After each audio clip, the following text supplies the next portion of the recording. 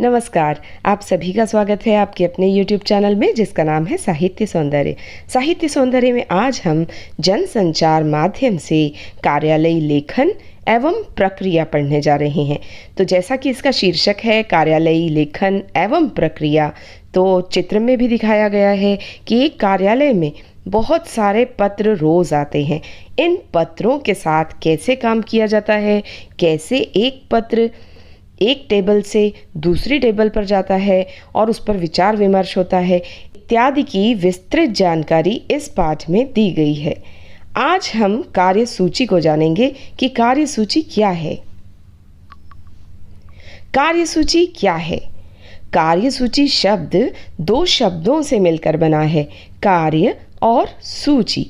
अतः कार्यसूची का अर्थ हुआ कार्यों की सूची, अर्थात जो काम किए जाने हैं उसकी एक लिस्ट बनाई जाती है जिसे कार्यसूची कहते हैं। तो 1 नंबर का प्रश्न आता है, कार्यसूची किसे कहते हैं?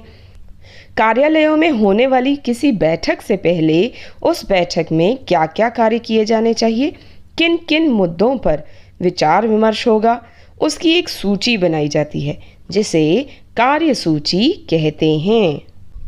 आइए तो देख लेते हैं कार्यसूची का एक उदाहरण, क्योंकि परीक्षा में कार्यसूची बनाने का प्रश्न पूछा जाता है कि आपके विद्यालय में वार्षिकोत्सव होने जा रहा है, आप विद्यालय के विद्यार्थी परिषद के अध्यक्ष हो, इस नाते इस कार्यक्रम के लिए एक कार्यसूची बनाइए।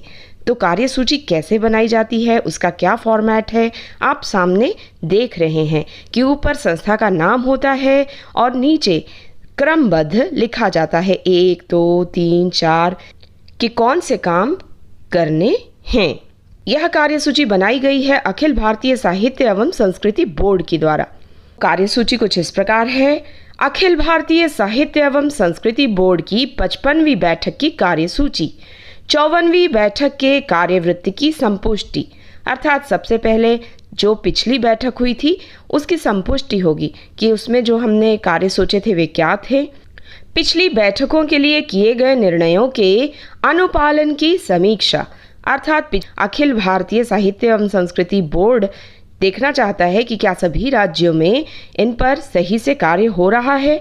लेखकों, कलाकारों और विशेषज्ञों को दिए जाने वाले पारिश्रमिक की समीक्षा, अर्थात जैसे बोर्ड के नाम से आपको पता चल रहा है अखिल भारतीय साहित्य एवं संस्कृति बोर्ड, मतलब ये वह संस्था है जहाँ पर संस्कृति और साहित्य के कार्यक्रम कराए जाते हैं।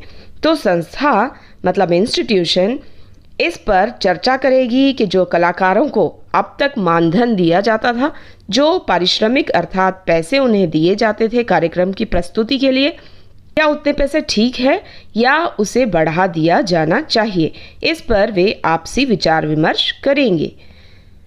संस्था द्वारा आयोजित कार्यक्रमों की गुणवत्ता बढ़ाए जाने संबंधी प्रतिवेदन पर चर्चा होगी कि संस्था जो कार्यक्रम विविध राज्यों में कर रही हैं उसकी गुणवत्ता कैसे बढ़ाई जाए, इस पर आपस में चर्चा होगी और एक रिपोर्ट बनाई जाएगी।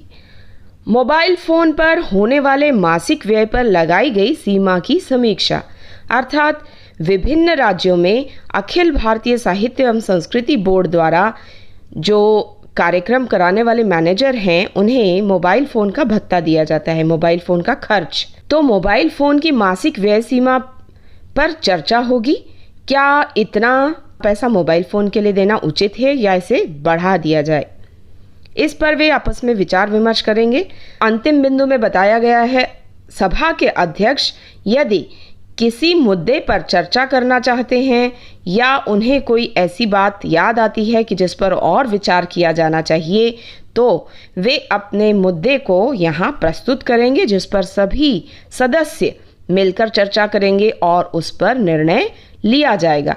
तो कार्यसूची कैसे बनानी है आप देख रहे हैं कि ऊपर सभा का नाम और बीच में लिखा है बैठक की सूची, बैठक की कार्यसूची और उसके बाद क्रमवार 1, 2, 3, 4, 5, 6 काम लिखे गए हैं कि इन विषयों पर सभा में चर्चा होगी और निर्णय लिए जाएंगे।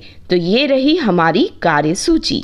कार्यसूची की उपयोगिता, इस पर भी प्रश्न पूछे जाते हैं कि कार्यसूची के लाभ बताइए अथवा कार्यसूची की उपयोगिता बताइए। वे इस प्रकार हैं। सुनियोजित तथा व्यवस्थित कार्य का होना। जब कार्यसूची बनाई जाती है तो कार्य बहुत ऑर्गेनाइज्ड तरीके से अर्थात सुव्यवस्थित होता है। कोई कार्य या मुद्दा छूटता नहीं है। अब सभा बैठी हुई है, अगर वे बातचीत में उलझ गए किसी मुद्दे को लेकर तो हो सकता है 2-4 मुद्दे छूट जाए जिन पर चर्चा नहीं हुई। यदि कार्यसूची बना ली जाए तो ऐसा नहीं होता और उस सूची के अनुसार सारे मुद्दों पर चर्चा हो जाती है, कोई मुद्दा छूटता नहीं है।